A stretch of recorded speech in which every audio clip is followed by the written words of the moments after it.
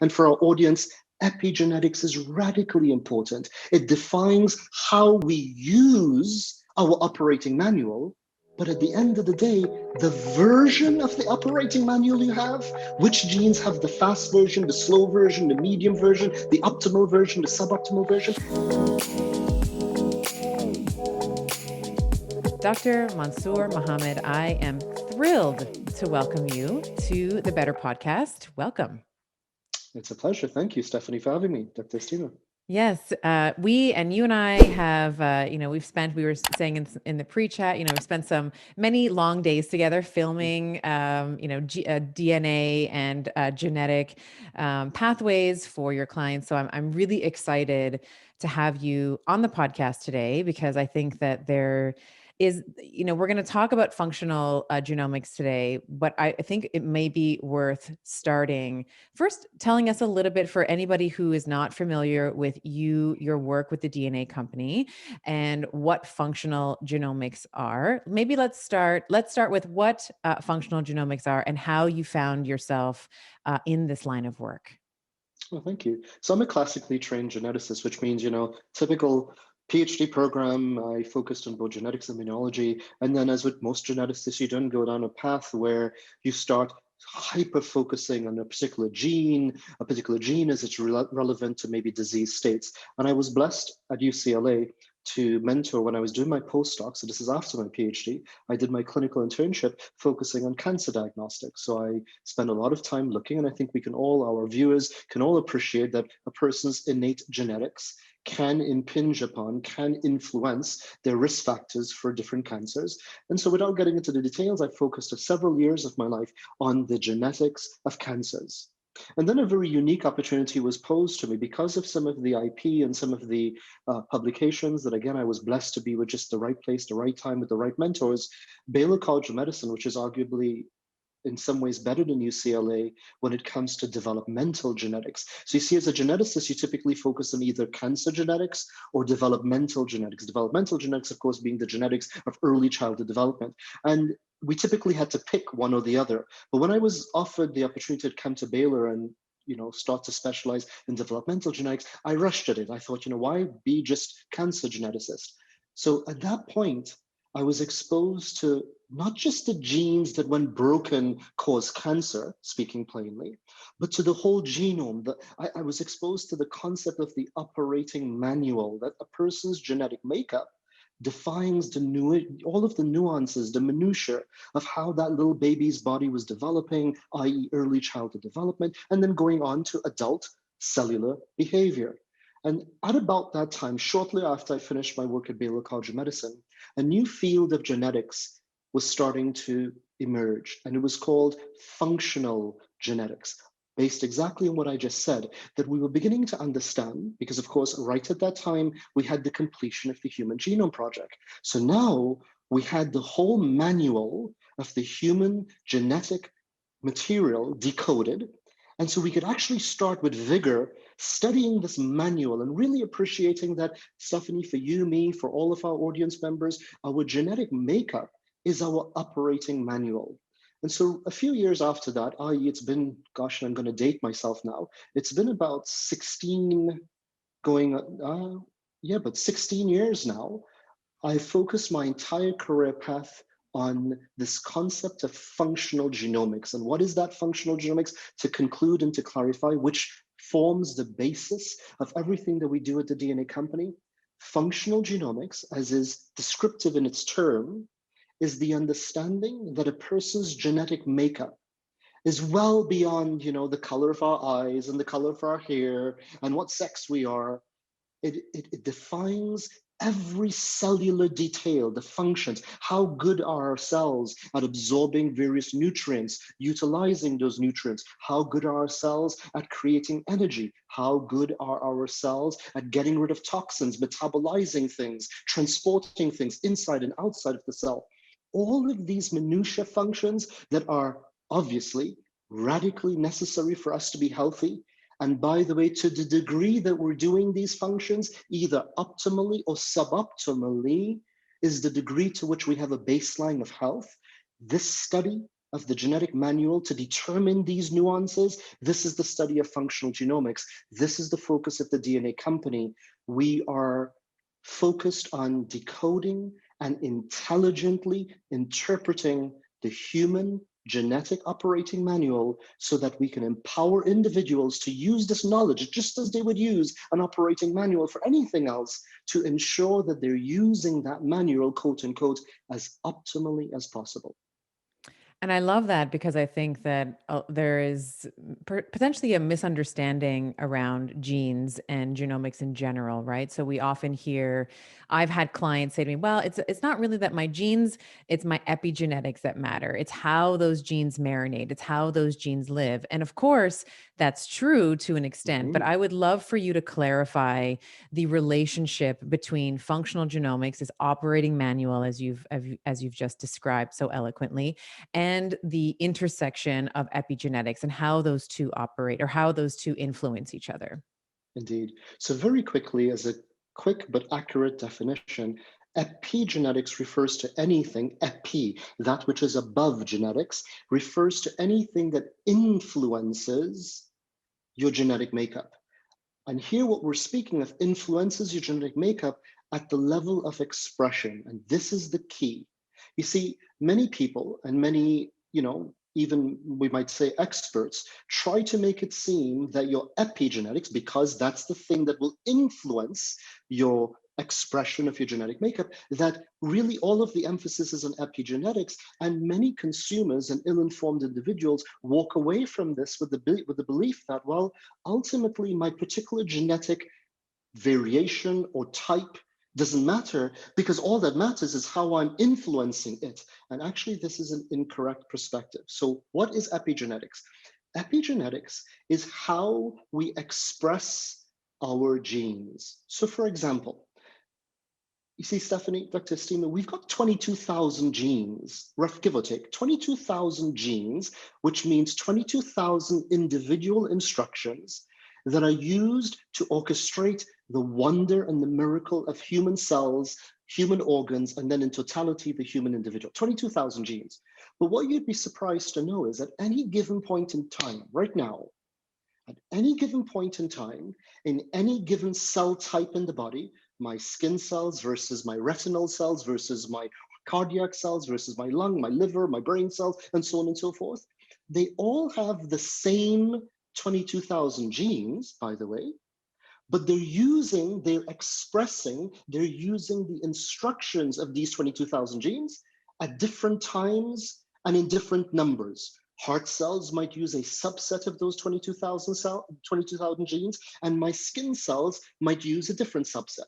This is the first thing we need to understand, that our cells use potentially different parts of our operating manual, number one.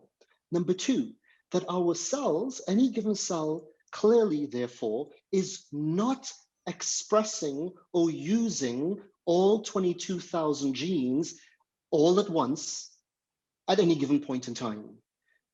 Our cells are very efficient. We turn on and off genes, and we'll talk about this, Stephanie, later as we get into female hormone control and metabolism. But our cells and our organs and our body turns on certain genes at the right time so that that job can get done. Then we turn off those genes when we don't want that job getting done. This is key to energy conservation and the circadian rhythm. We are circadian creatures. Our body does certain things at certain times for optimal function and does not do other things at other times. And were they to do certain jobs that have to get done, but were they to do those jobs at the wrong time in the wrong place, that's what is actually the foundation of many illnesses. Epigenetics, therefore, describes when and how a certain gene will be expressed. In other words, when and how that instruction encoded in that gene will be used. And that is radically important. However, it still returns to the fact, Stephanie, that for a gene, so let's take a gene that we'll talk about later in the hormonal discussion. Let's take this all important gene CYP19A1, CYP19A1. Our audience, some of our audience members might otherwise know this gene by its more common name, aromatase. So CYP19A1, the name of this gene is aromatase. It's a gene. All human beings, all women, and all human beings, men as well, we have 2 copies of this gene. Now, this gene is the instruction for how we convert testosterone into estrogen. And yep, our audience just heard me correct and heard us correct.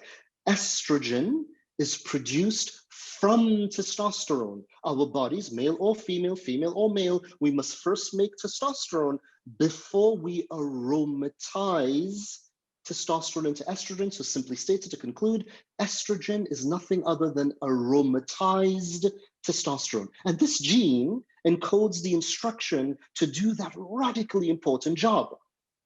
Certain things, certain environmental exposures, certain foods that we eat intentionally, unintentionally, will either turn on this gene or turn off this gene.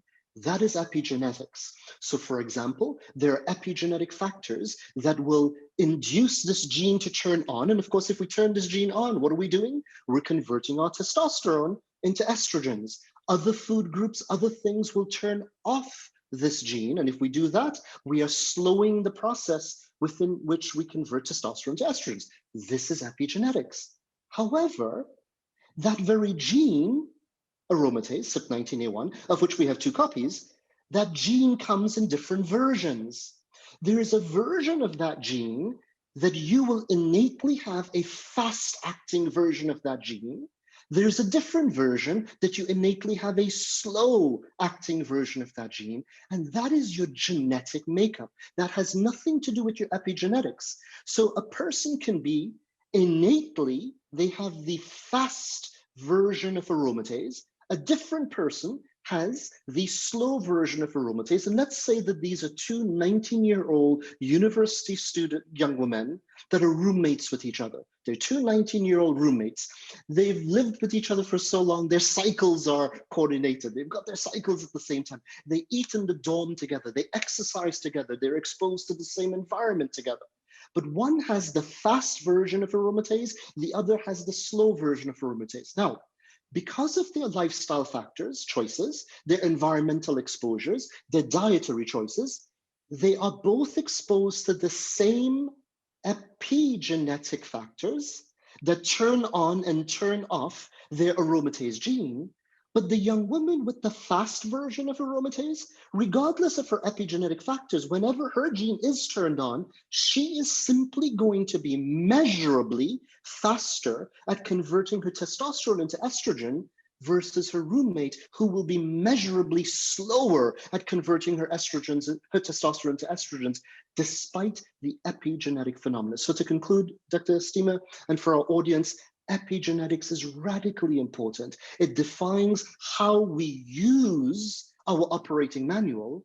But at the end of the day, the version of the operating manual you have, which genes have the fast version, the slow version, the medium version, the optimal version, the suboptimal version, that is something that is genetics, that is innate to you, and it is before, it precedes epigenetic considerations. I love that. And this is one of the reasons why I wanted you on the podcast, for exactly what you just said, because there's so many things that, I've done a lot of I've done the 23andMe's and, where I sort of call it like coffee table genetics, right? Like one of the reports said to me, you are more likely to have a unibrow.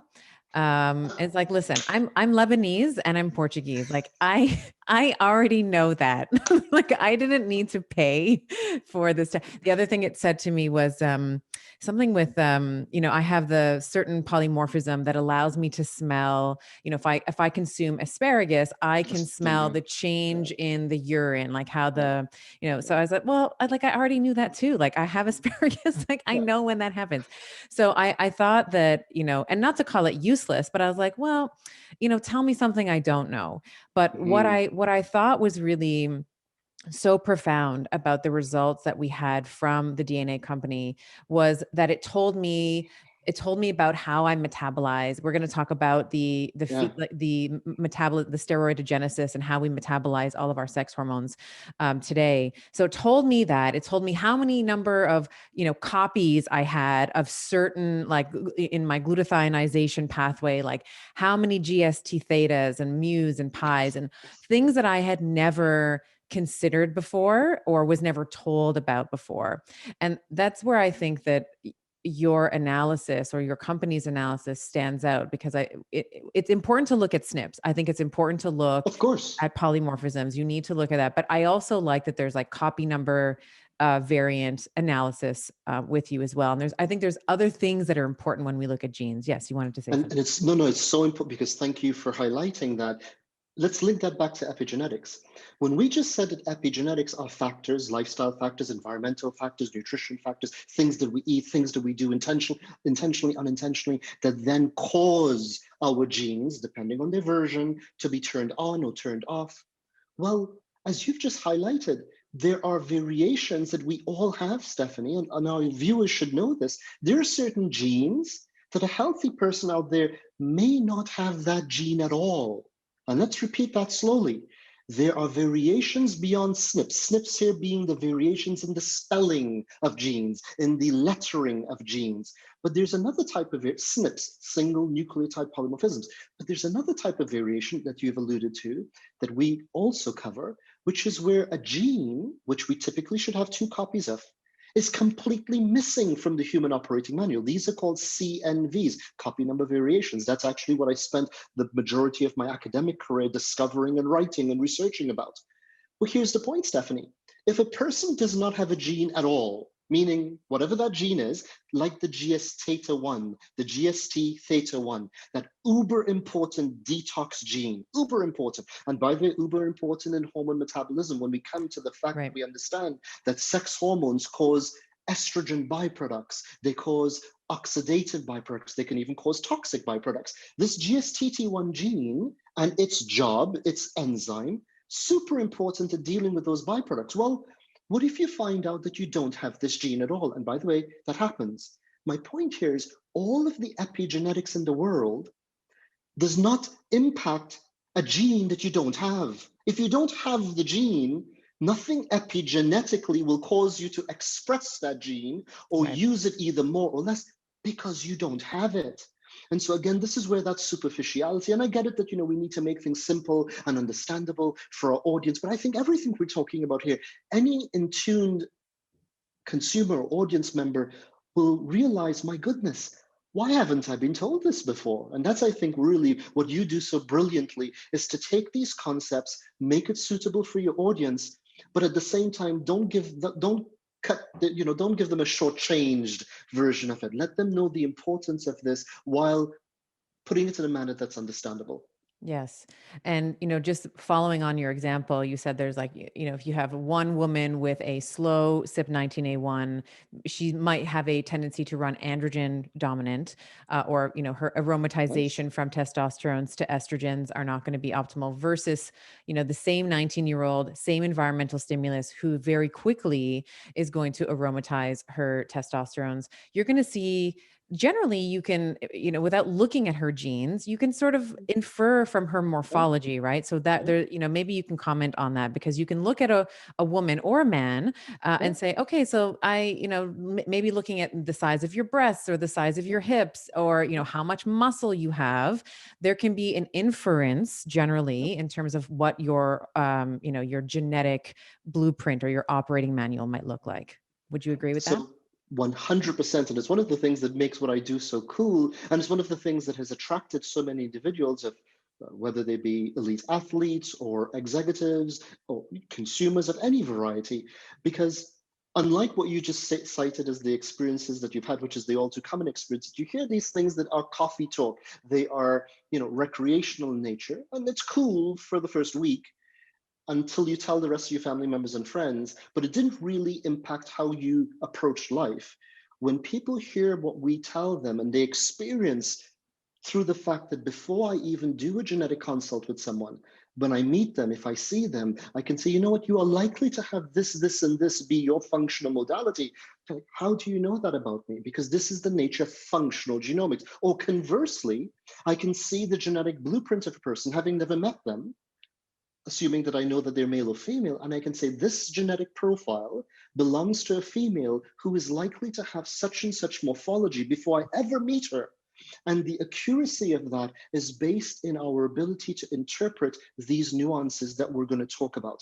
Stephanie, Dr. Seema, on this point, it's really important that we highlight something here for our audience members, including the clinicians of our audience members, and that is we're about to embark now on a really cool journey for our female audience, well, our audience members, but primarily our female audience members, to learn some really not just cool things, but life informing and probably life transforming things about their bodies, their health, their viewpoint of longitudinal health as it relates to sex hormones.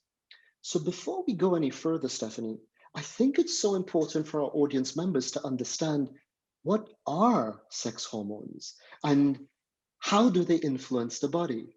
You know, we hear about testosterone, and I think we could most of us will understand that's an androgen, testosterone. So that's the hormone that causes the more, if you want to call it, male dominant or masculinized features. And that's a very superficial way of looking at it. But you know, testosterone is the thing that induces muscle mass development. Testosterone impacts the body in a number of ways, impacts cellular metabolism. It even radically impacts neurologic function. It brings about certain mood modality types. Estrogens, a different sex hormone, impacts the body in what we would call the more feminizing manner, right? So it impacts fat deposition in the body. It also impacts cellular metabolic rate. It impacts the growth and the secondary sexual features, characteristic features of the female body, testosterone, the male body. However, we have to be clear that both hormones are present in both sexes, both hormones. And optimal development is going to reflect the interplay between these two hormones, which brings back and begs the question, how do these hormones do what they do?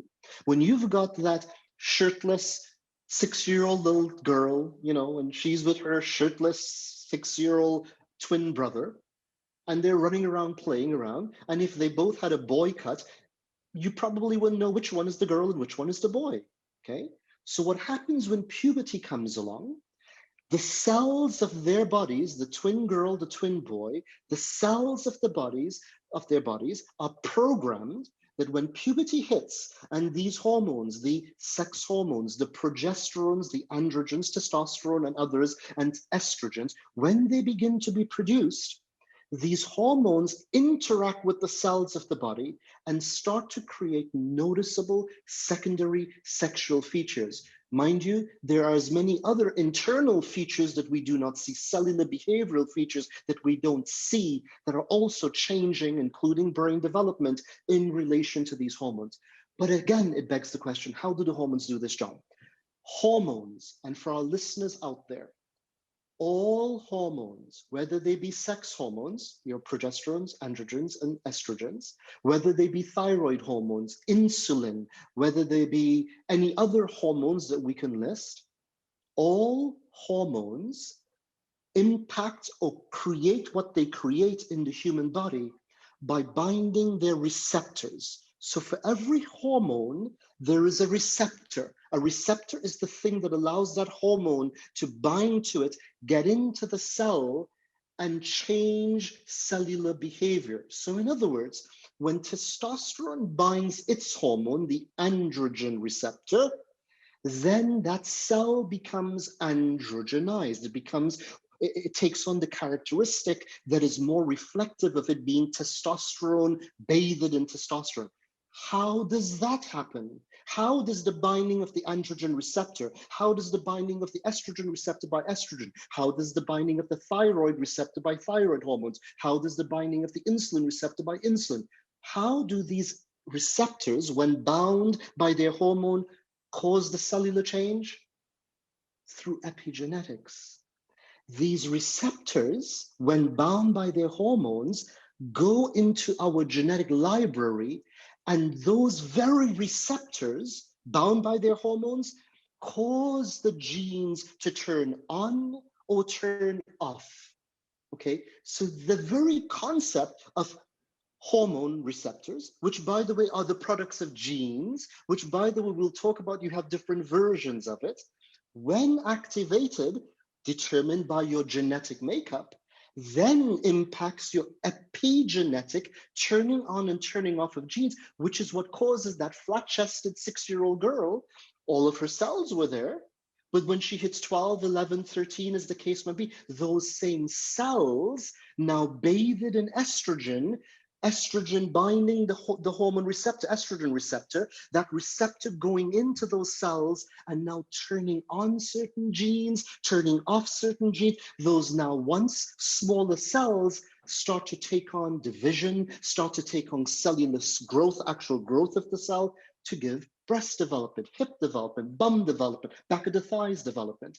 So for everyone, in conclusion, this hormones, including sex hormones, impact our bodies by binding to their receptors, which are the products of genes, and changing gene expression, which is epigenetics, so that our cells behave differently. We now start getting some underarm here. We now, those boys start getting a little smell that they didn't have when they were 6 or 7 years old, hopefully, and so on and so forth. Girls start taking on a different body form, and so on and so forth.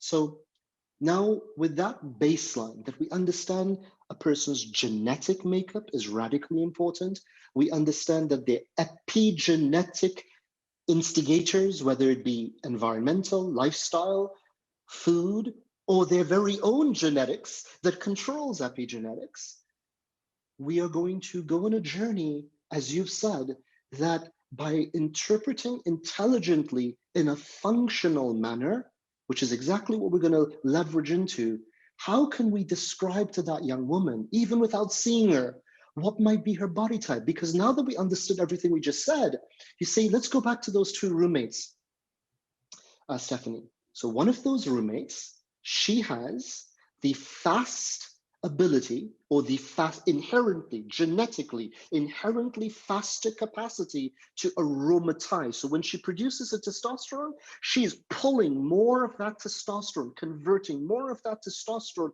into estrogens than her roommate, who is doing that much slower because of their genetic difference.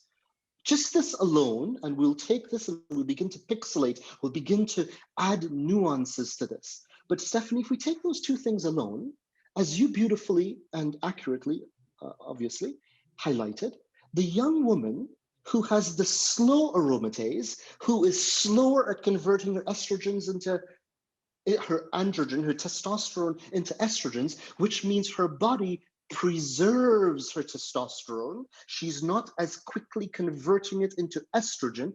What might be the features of this young woman, this roommate, versus her peer? Well, immediately, she's going to, all things equal, and we'll talk about the nuances, the other genes, but all things equal, we're going to expect her to be, and she's very, very likely to be, smaller breasted. She's also likely to have and carry less body fat in the places that the female body so beautifully tends to hold body fat. She's going to tend to be a bit narrow-hipped. She's also going to tend to be, because both of these 19-year-old girls, they go to the same gym, they go to the same HIIT classes, the same spin classes.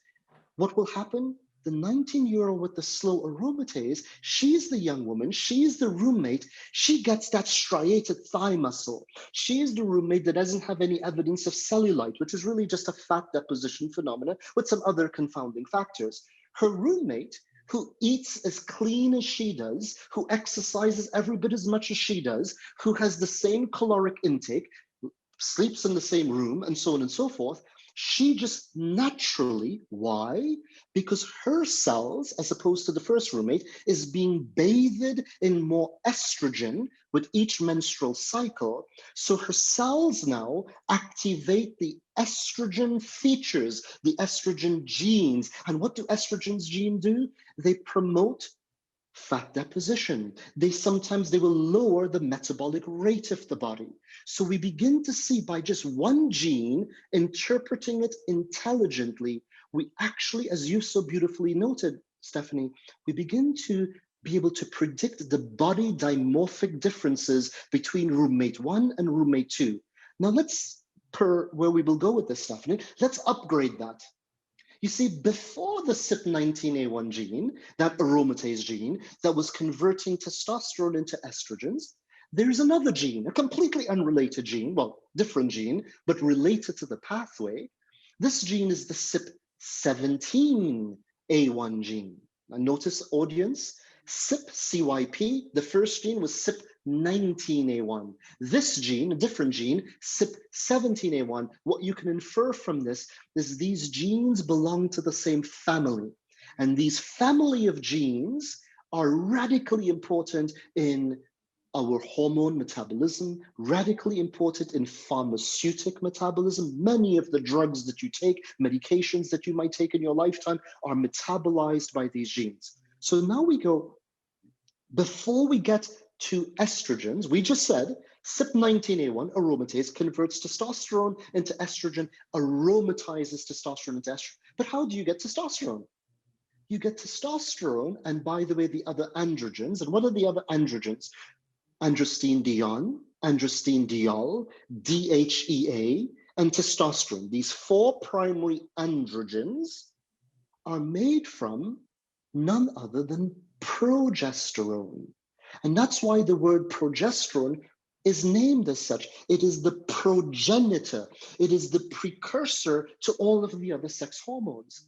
So we make progesterone from cholesterol. There's another word, that thing, oh my God, the bad cholesterol. Well, actually, we need cholesterol She's the to mother. make, Yeah, she's she's the of a mother, lot of the sex mother hormones. of all of our sex hormones, and Yeah. frankly, many other hormones. Right. So we take that cholesterol, okay, step number 1, we make progesterone with it.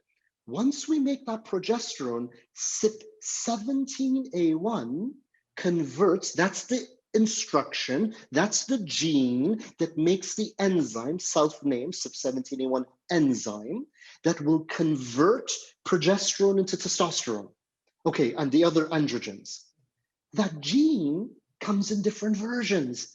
There is a fast version of that gene and a slow version of that gene.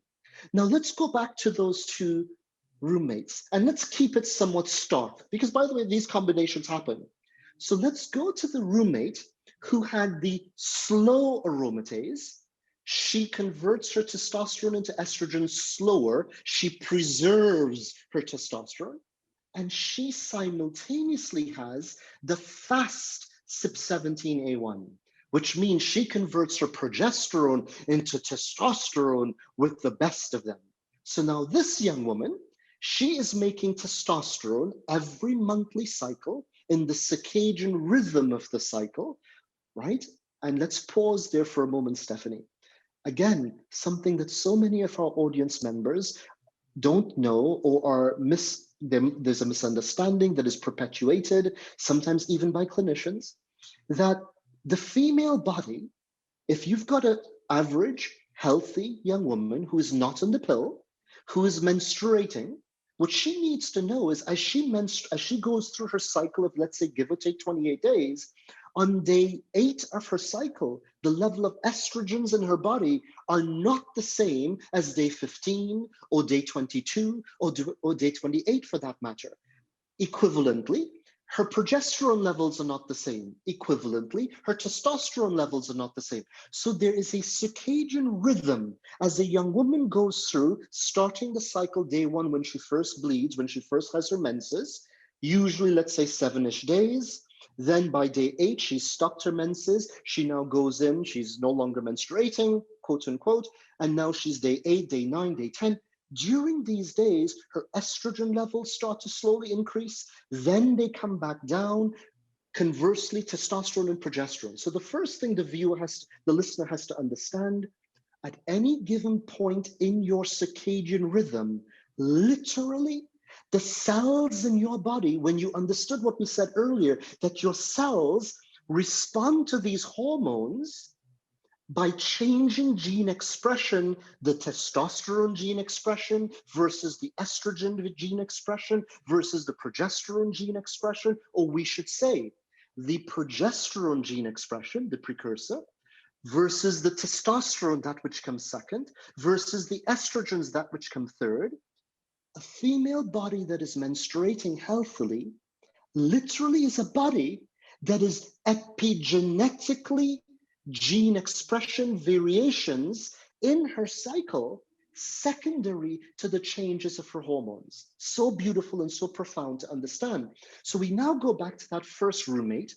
She's got the FAST-CYP17A1. So when she makes progesterone, she's converting her progesterone into testosterone with the best of them. And by the way, when she makes her testosterone, she does not convert it into estrogens very quickly. Now we get an even greater sense of her androgenization. Now we look at this young woman and we know she's going to start having, especially to the degree that she eats well and she's in the gym, she's going to have that triathletic type body, smaller breasted, longer lean muscle groups. She, her roommate now, she had the slow CYP17A1. She's not converting her progesterones into androgens, testosterone, as quickly as her partner. She does convert her testosterone to estrogens much faster, so her testosterones do not stay in the body for a long period of time. They quickly get usurped into estrogens, which means her cells of her body, her muscle cells, the back of her thighs, her chest cells, her bum cells, all of her cells, they don't get as much bathing into testosterone, so they do not have as much androgenizing, that leanness, that masculinity that is a beautiful counterbalance with the femininity of the body, as much as her, more or less than her roommate. Just these two genes. And let's now cap, and we'll get into a really important heart of the matter coming next, which is where I know you want to go to, Stephanie. But let's cap the androgen discussion. You see now, Stephanie, taking again those same two roommates, after we made the testosterone, which we said one was doing faster than the other, there's another gene in this cascade, the steroid 5-alpha reductase gene. What does this gene do? And all women have these genes. All of you have them. Men have them too.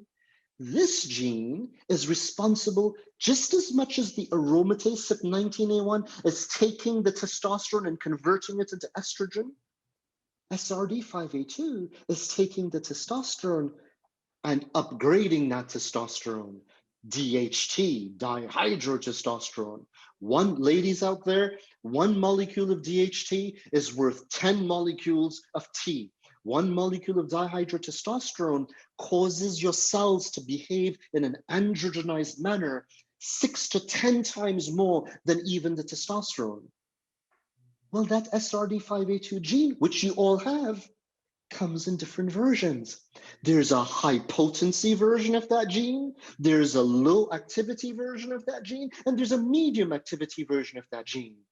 Let's apply this to the two roommates and let's keep it extreme. And the extremes happen, just so that you can see the clarity of this. So we go back to the female, the 19-year-old, who's already trending more androgenized. Why is she trending more androgenized? Because she makes testosterone the best of them. She holds on to her testosterone the best of them. And she's a beautiful young woman. She's a gorgeous young woman, but she's not making near as much estrogens. Her body is not being bathed, all things equally. Neither of them are on the pill. Her body is not being bathed near as much estrogens as her roommate. Now, in that same young woman, she's got the more potent version of the SRD5A2. So now let's line this up. 3 things. She makes testosterone with the best of them. She does not make the estrogens near as quickly. And by the way, when she made the testosterone, she's pulling more quickly some of that testosterone into the virulent DHT. She now upgrades. She's the young woman.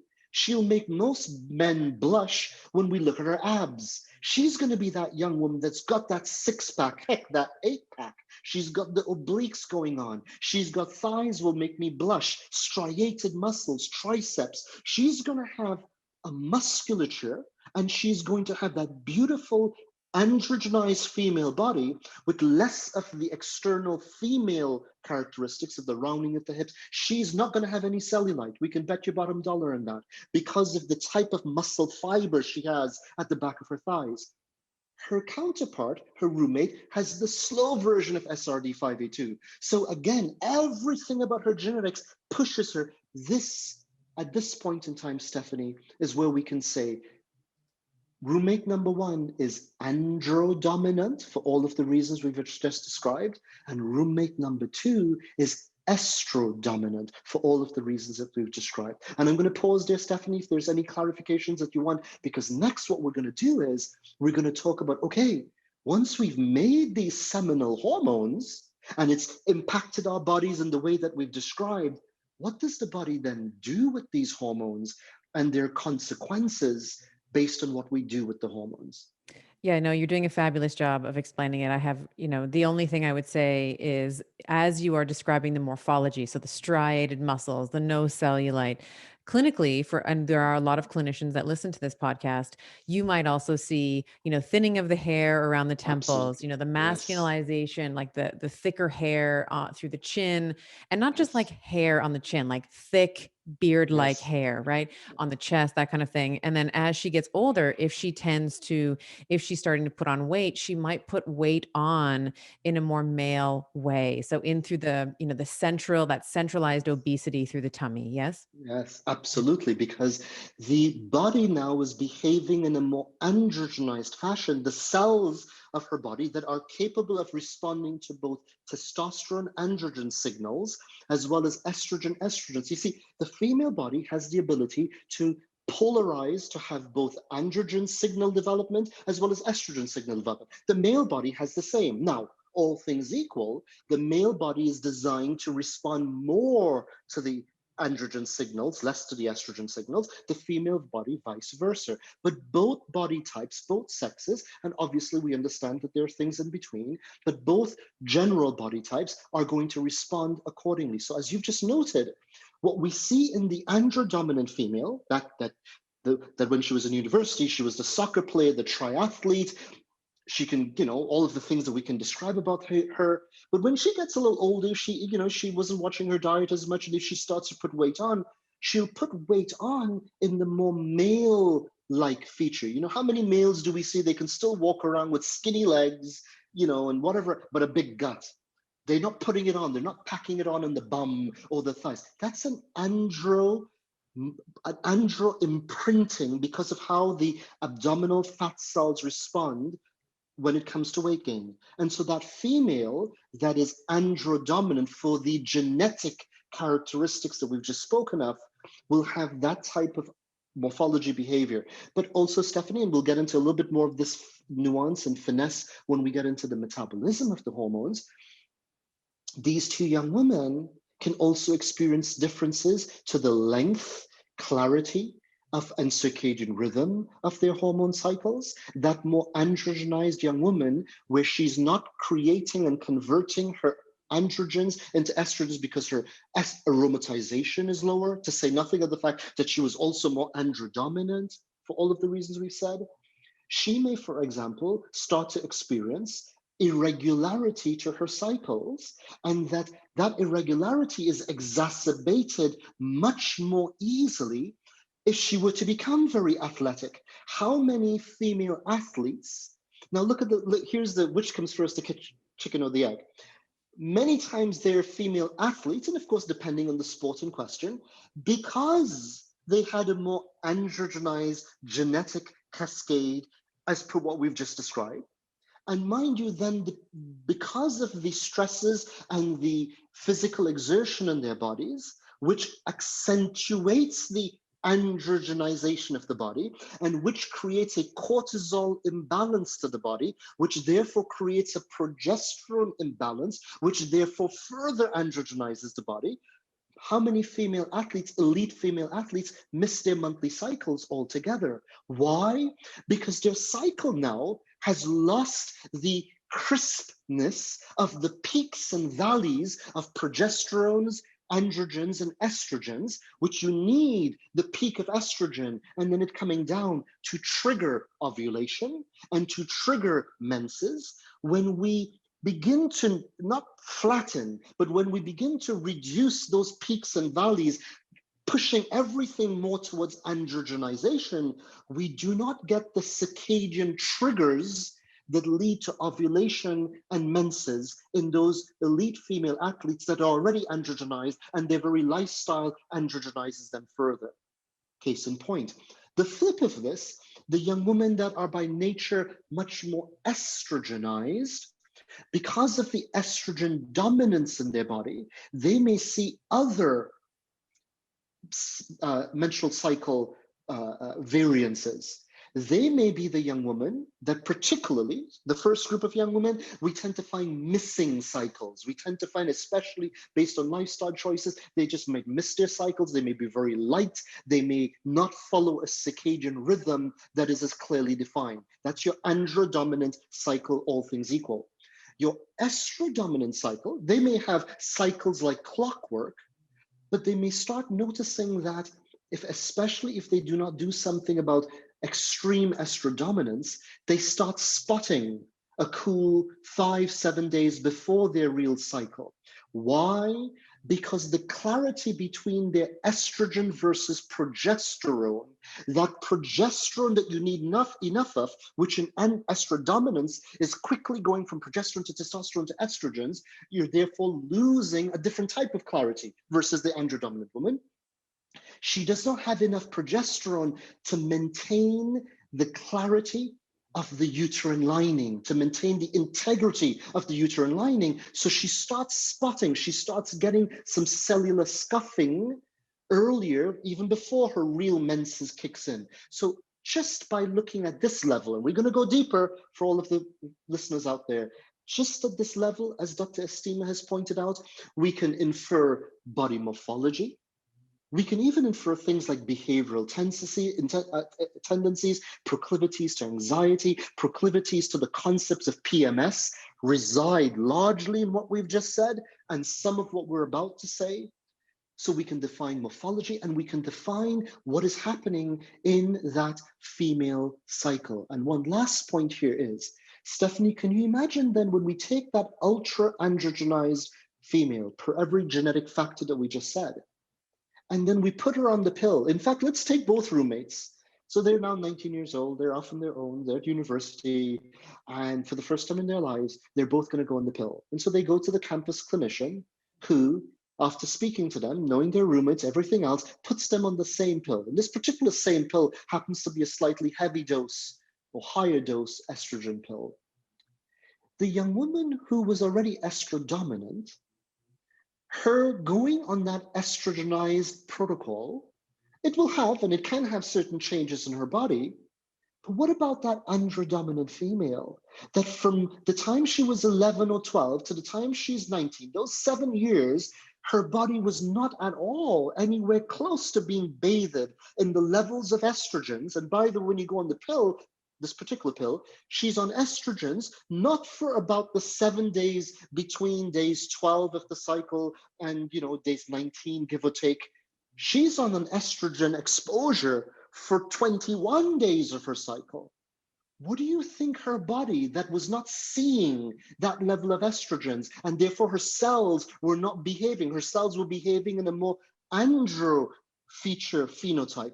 What is going to happen to her body, and how might her body respond when she's put on that pill? So the point here, before we go further, is, as Dr. Estima has pointed out, we can infer morphology, we can infer cycle differences and cycle normalcies and certain dysfunctions. We can infer how the body might respond depending on the birth control of choice. These are profound things, and they become even more profound, Stephanie, when we go to the next level.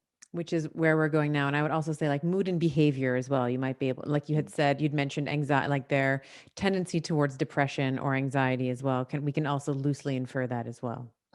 Loosely, and we're actually understanding more and more that the brain is radically impacted by both androgens and estrogens. Right. Our neurons, the cells in our brain, have those receptors that allow androgens and estrogens to get into them. And what we're going to see next is, oftentimes, Stephanie, it's not just the primordial sex hormone, the testosterone or the estrogen.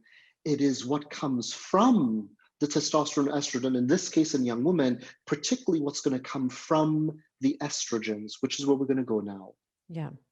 So let's go there. So when we talk about estrogens, often people will say, "Did you mean to put an S at the end of estrogen? Like, is it estrogens?" It's like, yes, there are three different types of estrogens, and of course, there are different metabolic pathways, different metabolites that can come from estrogen metabolism. So let's talk about these not one but three hormones, and let's talk about the hydroxylation, or let's talk about phase one of estrogen metabolism, which is to say, we are adding a hydroxy group. We're talking about the 2-OH pathway, the 4-OH pathway, the 16-OHE pathway, and we can talk about each of those different genetic predispositions, with each of those genes as well.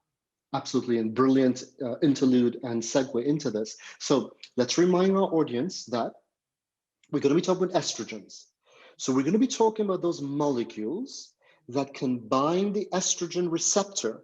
And it is when the estrogen receptor is bound by the estrogen, then that cell that expresses the estrogen receptor will begin to change its gene expression, indicative of an estrogenized behavior.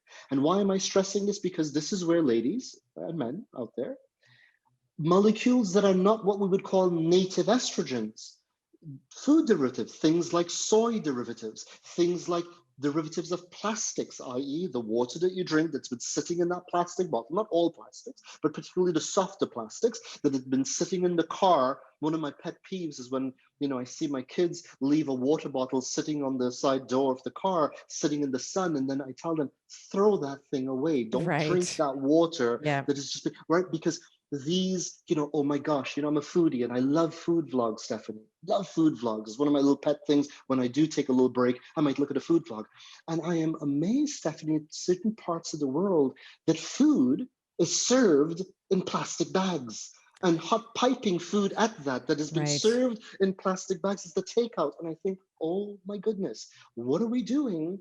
Those foods are being exposed. What is the point here? The point is, beyond our native estrogens, there are different molecules. That's where the concept of soy estrogen comes in. These The xeno estrogen. Yeah. these either phytoestrogens or xenoestrogens. Right. Other molecules can bind to the estrogen receptor. In fact, some of these molecules can outcompete the native estrogen to bind to the receptor. And remember, that's the key. The key is not the hormone itself. The key is what is binding to the receptor. That's the key, because when the receptor is bound to, that is what initiates the epigenetic cascade that leads to the gene expression changes, that leads to the cellular behavioral changes, that leads to cell behaving more androgenized or estrogenized. Once we get that concept clear, now we get into the estrogens. So there are three primary native estrogens: estradiol, which is oftentimes shorthanded E2, estradiol, estrone, shorthanded E1, and estriol, shorthanded E3. Now, the estriol is an estrogen that usually predominates. It's the more primary, it's the more predominant estrogen, ladies, when you're pregnant. For the 9 months that you're pregnant, that's the estrogen that will be the prevailing estrogen. Because notice, you're not having a monthly cycle while you're pregnant. And so it's the estradiol that is the predominant pregnancy estrogen. In your menstruating years, the two predominant estrogens are estradiol and estrone, E2 and E1. For further clarification, as you get a little older, you will tend to find that your estrone becomes a bit more predominant. And so you go from being estradiol dominant to estrone dominant as you get a bit older. And remember, when you're pregnant, you become transiently estriol dominant. Okay, now why is this important? Keeping in mind that all three hormones, and mind you, the mimics of those hormones, xenoestrogens, phytoestrogens, can bind the receptor, and it is the binding to the receptor that really matters. Okay. Ladies out there, we said that we convert, and so as Dr. Estima so brilliantly cued this, so now you understand that it is estrogens with an S, three primary estrogens. For clarity, all the estrogens are produced from androgens by that same CYP19A1 aromatase. So we aromatize androstenedione into estrone. We aromatize testosterone into estradiol. Same gene, same enzyme, two different, slightly different androgens going into two slightly different estrogens. And the only difference, quote unquote, in these two estrogens, estrone versus estradiol, because let's focus on that now. That's going to be the primary, other than the transient estriol. The estrone versus estradiol, what are their differences? There are slight differences in their ability to bind to the receptor, which is the key. So the degree to which estrone versus estradiol binds to the receptor is the degree to which it causes the cellular feminization, estrogenization of the cell. That's the first. And then the other difference is the differences in their levels as we age. As younger menstruating women tend to be more estradiol dominant versus estrone. And as they get a little older, a switcheroo happens where we go from estradiol to estrone. Okay. Now, when we take estradiol, so we're going to put aside estriol for the time being. Okay, that's your pregnancy estrogen, all things equal. Now let's ask the question. We've got the estradiol, we've got the estrone. There's a ratio of it in any given young woman who is menstruating.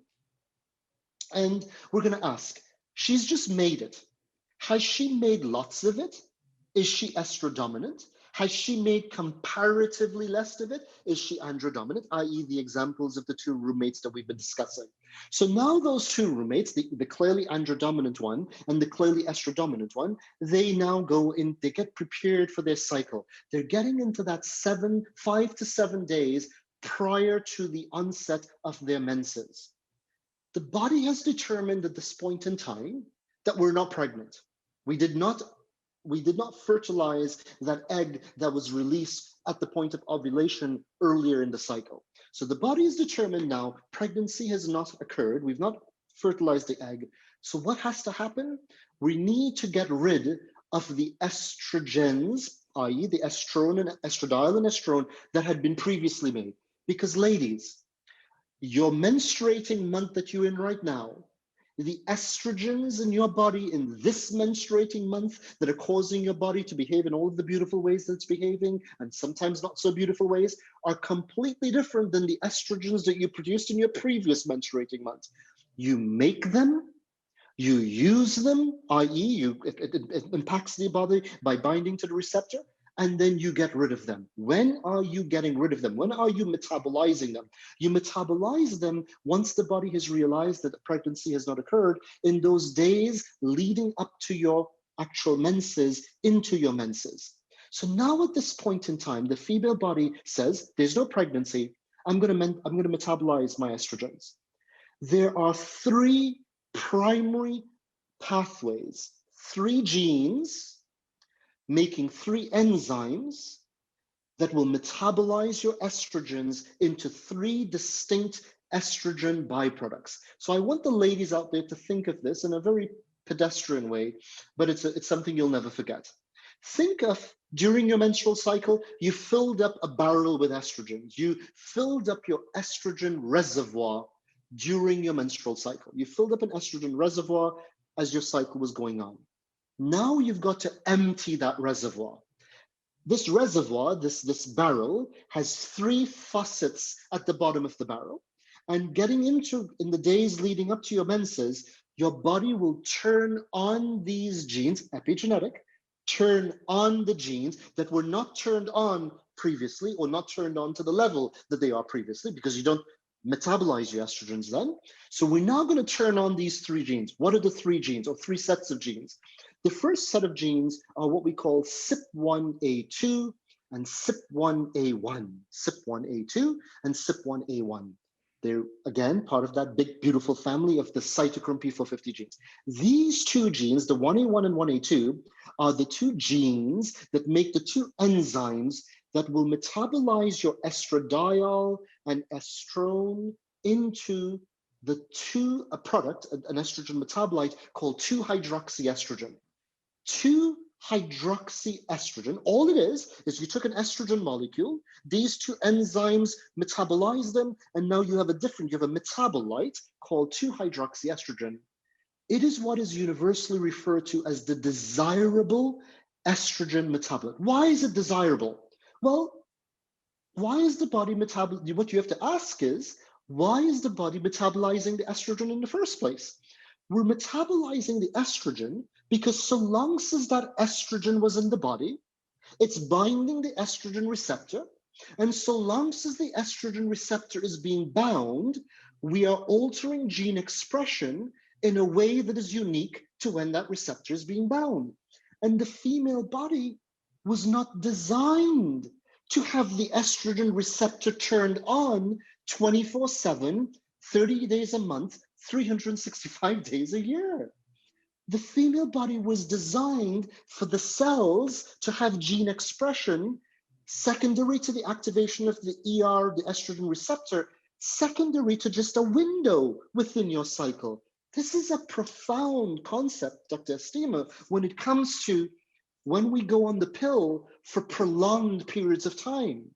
Because when we go on the pill, assuming it's a 21 cycle pill, and now, by the way, as you know, there are certain times where young women are being put without even a break. Right. So they are on an estrogen 365 days a year after year. Their cells, their estrogen receptors are being activated every single day, causing the gene expression that is associated with that, which in a normal cycle, that cellular behavior secondary to the gene expression, secondary to the activation of the estrogen receptor, was only secondary to estrogens for about 7-10 days of the cycle. Now, so we wanted to metabolize the estrogen to stop it. We want to stop this estrogen from binding the estrogen receptor so as to give the female cells a break from that estrogen receptor gene expression. I'm stressing this for a really important purpose here, because when we metabolize estrogen into 2-hydroxyestrogen, that occurs. 2-hydroxyestrogen has a very, very weak affinity for the estrogen receptor. So it basically is exactly what we wanted to happen. We took the estrogen, we turned it into 2-hydroxyestrogen. The 2-hydroxyestrogen no longer binds the estrogen receptor. We zero out the body of the estrogen response. Good, we've accomplished our task.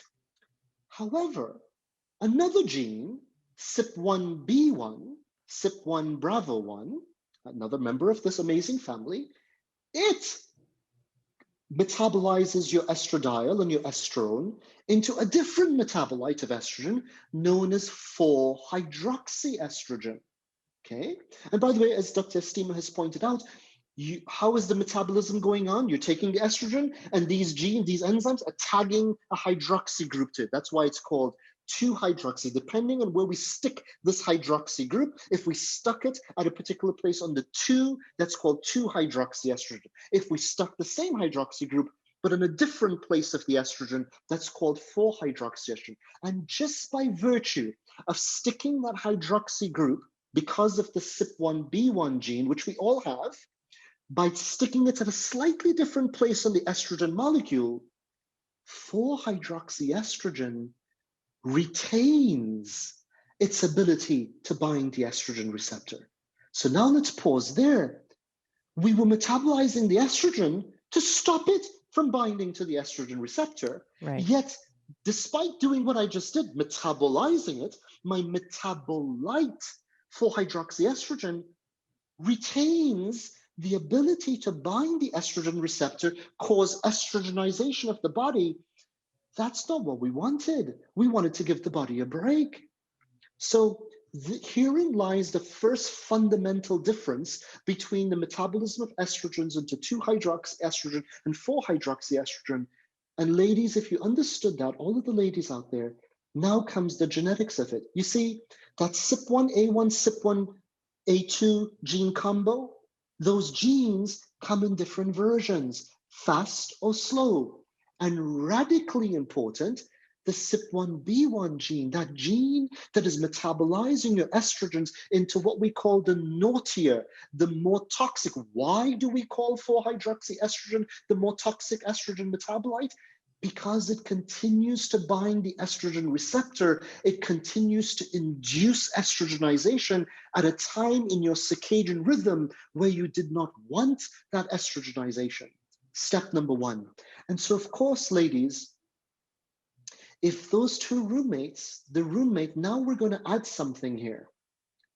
Both roommates, the androgen dominant roommate and the estrogen dominant roommate, both of them have the faster, i.e. undesirable version of CYP1B1. So that gene, whose kind of quirky job, we don't know why it's there, because its job is converting estrogen into that naughty estrogen metabolite. And ladies, we all have them, but you don't know until you do your genetics, your intelligent genetics, you don't know if you have the slow version, which is what you want, all things equal, or the fast version, which would make you have genetically. And remember, this is beyond epigenetics at this point. It means that the version of your CYP1B1 enzyme, that version is faster or slower at making 4-hydroxyestrogen.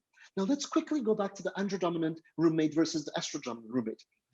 The androdominant roommate, for every reason that she's androdominant, for every reason that she's not producing a lot of estrogens in the first place, her fast CYP1B1 does not negatively impact her very much because she's not really making a lot of estrogens. Therefore, she's not making a lot of 4-hydroxyestrogen. Therefore, this phenomena of the toxic 4-hydroxyestrogen, and let's pause there very quickly, 4-hydroxyestrogen compared to 2-hydroxyestrogen is not just toxic because of its proclivity to bind to the estrogen receptor, it's also toxic because 4-hydroxyestrogen decomposes into these compounds that ultimately lead to oxidative stress in the body. So ladies out there, listen to this.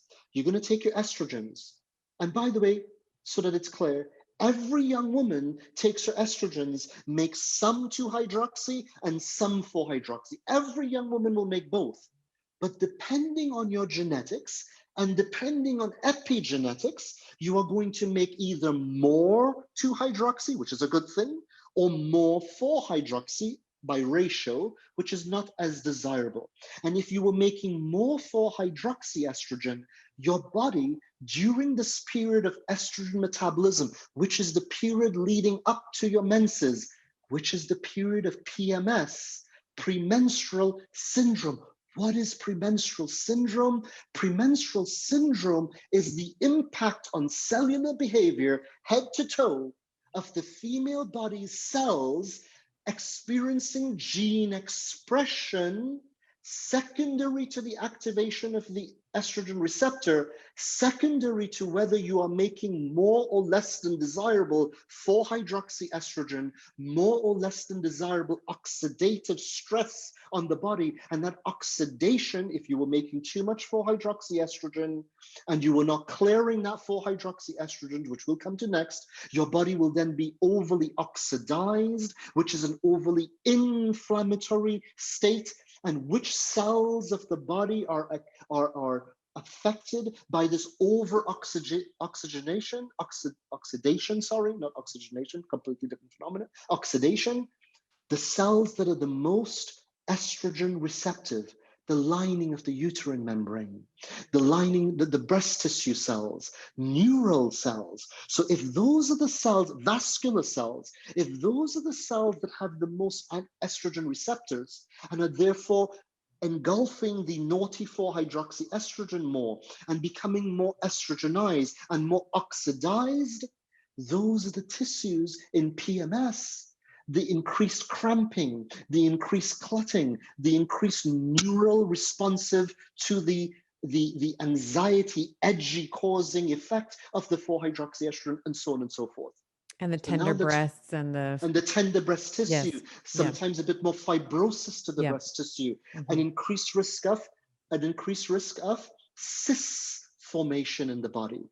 Estrodominance and estrotoxic dominance is strongly associated with cyst development in the body, breast cysts, and just actually cysts generally speaking, period. It's more associated with fibroid development, endometriosis, because these tissues, when constantly cycle after cycle, month after month, year after year, in those delicate days prior to menses, they're getting bathed in that higher toxicity 4-hydroxyestrogen. We create an environment of circadian chronic inflammation in those tissues, which begin to manifest over time, again, depending on other factors of lifestyle, environment, and nutrition.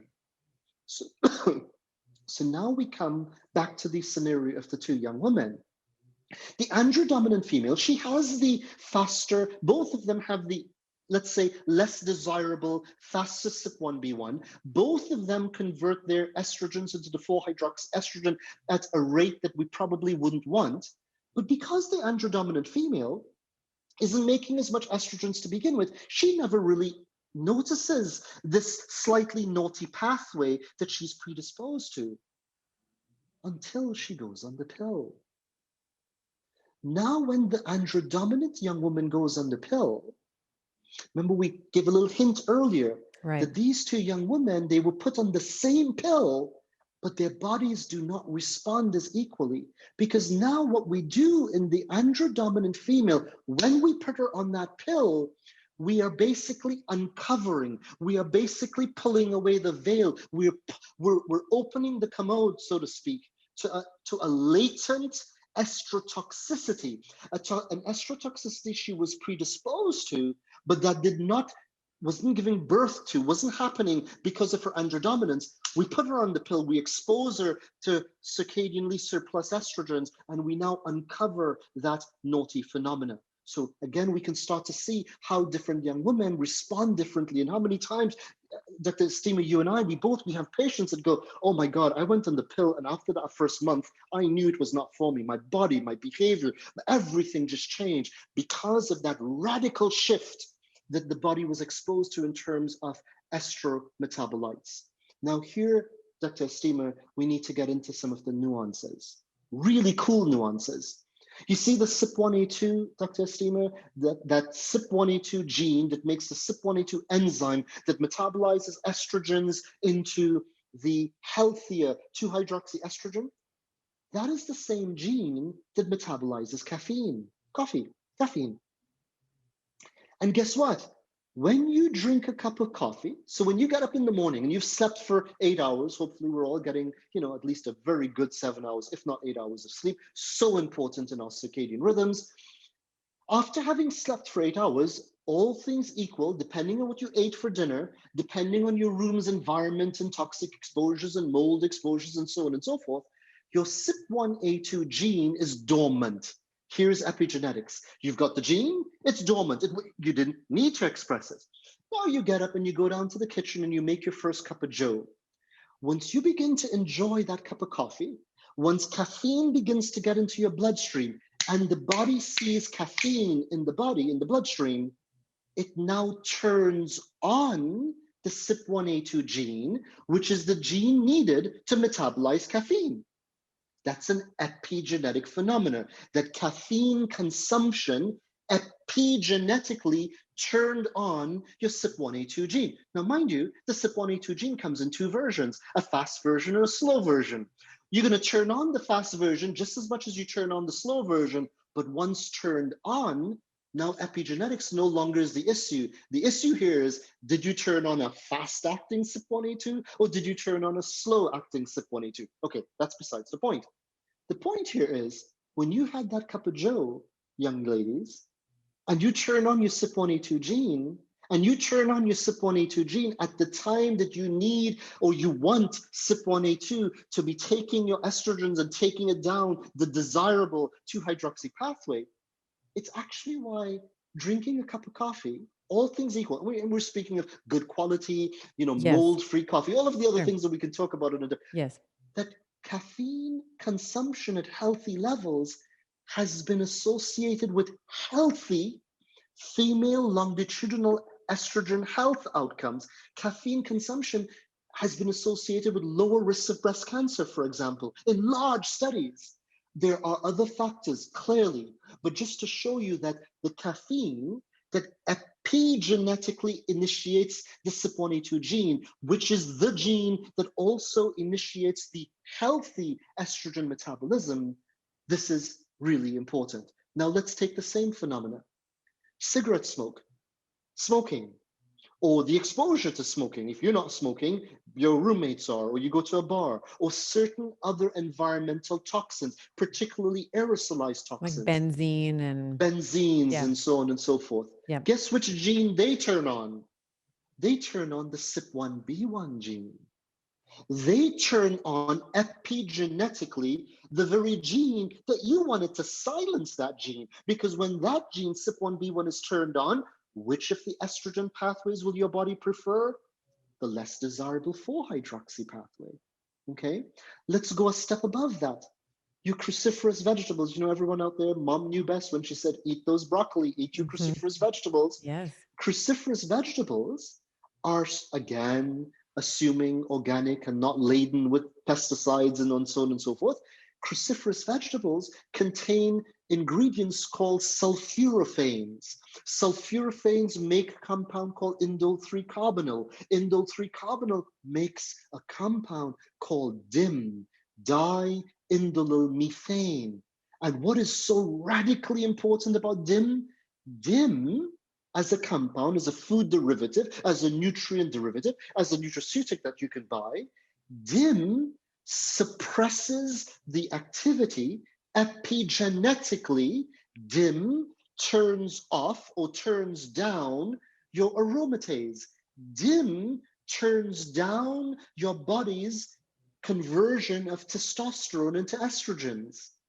And of course, if you knew that when you make estrogens, you knew that because you had the fastest CYP1B1, you converted estrogens into the toxic 4-hydroxyestrogen, we can begin to see why in the hands of a skilled clinician, the likes of Dr. Estima, the appropriate use of DIM at the appropriate times in your cycle is so, and by the way, this is proven in pharmaceutical clinical trials, is so radically beneficial to a subset of women, because what are we doing? We are draining the swamp of some of that estrogen toxicity. Beautiful studies that show breast fibrosis and fibrotic breast tissue can be reduced with the consumption of DIM. Cystic development with the consumption of DIM, and so on and so forth. So here, without getting into further detail, is just to highlight to our audience that we can now begin to use intelligently, intuitively, and genetically guided nutraceutic or certain compounds to epigenetically move that cascade in places that we want it to go and away from places that we don't want it to go, Dr. Estima. So to conclude at this point in time, Dr. Estima, what we have now is we have an understanding of what and how estrogens change body behavior and cellular behavior. The different estrogens do this at different rates. The different estrogen metabolites, which we can predict based on your genetics, will impact cellular behavior in different ways. 4-hydroxyestrogen in a more deleterious cellular behavioral way versus 2-hydroxyestrogen. We can begin to see now how profound this understanding is. And I'll just end with two quick things. When you make that 2-hydroxy and 4-hydroxyestrogen, which we all make, men and women, but of course, the ratio that we make it, the 4 versus the 2, will be genetically driven. You have the fast CYP1B1, you have the slow CYP1A1, CYP1A2. That's a genetic phenomenon. And by the way, epigenetically confounded on that, because you had the fast CYP1B1 and you were a smoker. You turned on that fast gene and you didn't turn on the 1A1, 1A2 pathway, or maybe you did things that turned off the 1A1, 1A2 pathway. Not a good combination to be turning on the 1B1 pathway, turning off the 1A1, 1A2 pathway. Very dangerous combination, okay? Well, when you make the 2-hydroxy and 4-hydroxy, those two metabolites of estrogen that are extremely polarized in the impact on your body, here comes the job of an uber important gene called COMT, and an uber important cellular process called methylation. And what is COMT? Catechol methyl transferase. Let's break it down. Catechol methyl transferase. So this is a gene that makes an enzyme that transfers methyl groups onto catechols. And what are catechols? Estrogen metabolites. And by the way, neurochemicals. And that is why neurochemical metabolism, dopamine, noradrenaline, are in the same molecular category as 4-hydroxy and 2-hydroxy estrogen. They actually belong to the same molecular class of compounds known as catechols. And that is why there is such a strong correlation to the metabolism of estrogen metabolites and behavioral outcomes, because they actually belong to the same catechol family. Now, that COMT gene comes in 3 versions: a super fast version, a slow version, and a medium version, meaning the speed. The gene makes an enzyme that has 3 completely different biologic activities: slow, medium, and fast. And the person that has the fast COMT is doing the methylation, the thing that the COMT does, 70% faster than the person that has the slow COMT. This is not a 5-10% difference. This is a massive difference. Now, you would be correct in assuming if you had the fast COMT, you are much faster at metabolizing your estrogen metabolites, including the naughty 4-hydroxy estrogen. When you methylate through COMT 4-hydroxy estrogen, that molecule that had the ability to still bind to the estrogen receptor, that decomposes into these naughty compounds, including oxidants, okay? When you methylate 4-hydroxy estrogen, you turn it into 4-methoxy estrogen. 4-methoxy estrogen no longer can bind the estrogen receptor.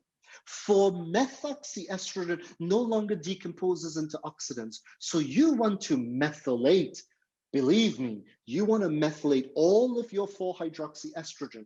And the efficiency with which you methylate your 4-hydroxy estrogen largely returns to the efficiency of your COMT gene, fast, medium, slow. And then there are epigenetic factors that will turn on or turn off your COMT. So God forbid, you don't want to have the slowest COMT gene inherently make the slowest COMT enzyme that even when it's turned on, it's doing its job slow, and be the woman who has the slow COMT making too much 4-hydroxy estrogen, Right. and be the woman that has poor antioxidation, because that's what the 4-hydroxy estrogen is going to do, and be the young woman who is incorporating lifestyle choices, environmental exposures, nutrient choices that are turning on the CYP1B1, making more 4-hydroxy estrogen, shutting off antioxidative potential or not getting antioxidants in one's diet, and turning off the already slow COMT. We are going to create in a young woman, just depending on choices that she can make, an entirely different monthly cycle outcome of estrotoxicity and its consequences, versus much more healthy and informed individualized decisions that could radically change that outcome. I've gone on, as Dr. Estima, but we've covered, I think, all of these little nuances to really paint the picture of what, in conclusion, how important and intelligent functional genetic understanding is to understand the individuality. Any clinician worth their salt understands the individuality of a patient, but sometimes is befuddled at the individuality. And what functional genomics does is it allows us to describe, it allows us to explain and predict that individuality, that sometimes you go, why is she behaving so differently to the same pill? Why is her body behaving so differently to exposures, to dietary choices? These are some of the fundamental contributors, Dr. Steven. I love that. And it's just speaking about morphology with the comp gene, as you had mentioned, it also metabolizes your dopamine. And I've often had this sort of theory that, there's, you have the worriers, right? If someone, if you have, depending on the speed of your comp, you are going to, metabolize dopamine very quickly or very slowly, as you talked about the 2-methoxy estrogens and the 4-methoxy estrogens, or you can metabolize it very quickly. And I often I've had conversations, sort of offline conversations in the past where I've said, I bet there's like an entrepreneur gene. And I feel like this is sort of a piece of it because the entrepreneur, at least the women that I've worked with and men in the past as well, we are like, okay, where's the next hit? Like Yep. we climb this Yep. huge mountain and we're like, wow, we did it. Okay, fine, great. Next one. And I think it's because we metabolize dopamine so quickly. Fundamentally true. Yeah. All right. Well, Fundamentally true. And it's not just the dopamine, Stephanie, it's dopamine and noradrenaline. Both right. of these Right. counterbalancing neurochemicals are metabolized by the same dopamine, and you hit it on the head. Actually, Stephanie, when the COMT gene was discovered, the very first article, the peer-reviewed article, called it the warrior, WARRIOR, Mm, versus worrier, yes. WORRIERG. It's actually called the warrior gene, Hmm. because if you've got the fast version of this gene, you clear your noradrenaline much faster, which of course is the anxiety, irksome causing, worry causing neurochemical. You also clear your dopamine much faster. So what happens? These are individuals, they tend to have thicker skins. They tend to be more risk taking because the fear doesn't bother them. And they tend to need the next hit because Right. their dopamine doesn't stay there. They don't stay in la la land for very long. Right. The classic entrepreneurial spirit of the serial entrepreneur. Actually, whole psychology textbooks have been written about this gene and its impact in personality. But now, for our viewers, I hope you can see that there's a very intimate dovetail between behavioral, emotional resilience and capacity and response compared to your hormonal, sex hormonal, circadian cycle. It's very intimately linked. Well, this has just been a masterclass on hormone metabolism. I know that my audience is going to eat this all up. And like I said, one of the things I appreciate most about the DNA company and the results that you get are actionable items. So if you know, for example, that you have a predisposition to favor that 4-hydroxy estrogen pathway, then we can bring in epigenetic, you'd mentioned caffeine, like maybe we can, bring in caffeine at certain times of the month to drive that 2-methoxy estrogen pathway. Maybe we can start using dim in a strategic way to help drive that phase 1 of estrogen metabolism towards that 2-hydroxy estrogen pathway. There's so many nuances, and you can look at as you said, like the individuality of it. So this has just been absolutely phenomenal. I would love for you to tell our listeners where they can find. You're a Canadian company, but I know that you do work.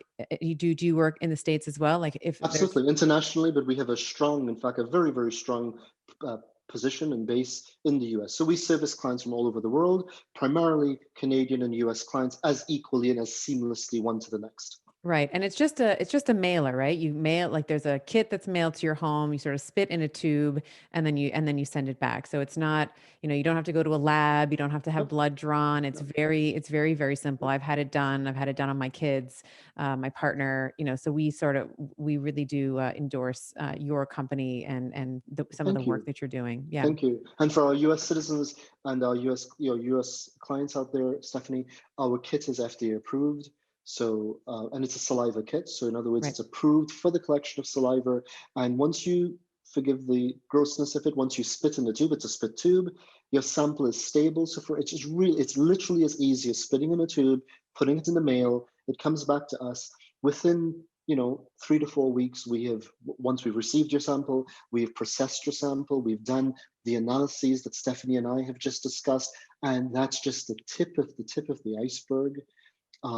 We do all the different pathways. So, again, to end where we started, everything we do is to define this intelligent functionality. We're not here to tell you whether you're going to be a unibrow or not, but we are here to tell you Do you have this predisposition? Are you that young woman without realizing it, going about life, going about your choices, that didn't realize that month after month after month, you have this increased predisposition of either estrodominance with or without estrotoxicity, the oxidative damage that you are ill-equipped to handle, and that by then being thusly informed with the intelligent cooperation of a skilled clinician, the type of nutrition changes that you can make, lifestyle changes that you can make, environmental things that you have control of, that you can avoid better.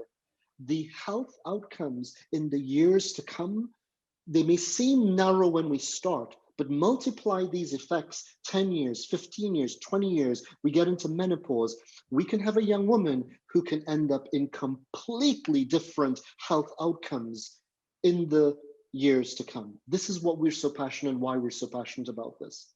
Well, thank you very much, Mansoor. It's always a pleasure. Anytime I get to spend time with you, it's time well invested. And I am looking forward to when, things get back to real life, to sharing some Indian food with you. I remember last time we were filming, we had this great Indian spread. It was awesome. So always lovely to see you. And thank you so much. You have really, really brought some just genius, the explanations, I think, are something that everybody's going to be able to grasp on. So thank you very, very much. Really cool. Thank you, Stephanie, for having me.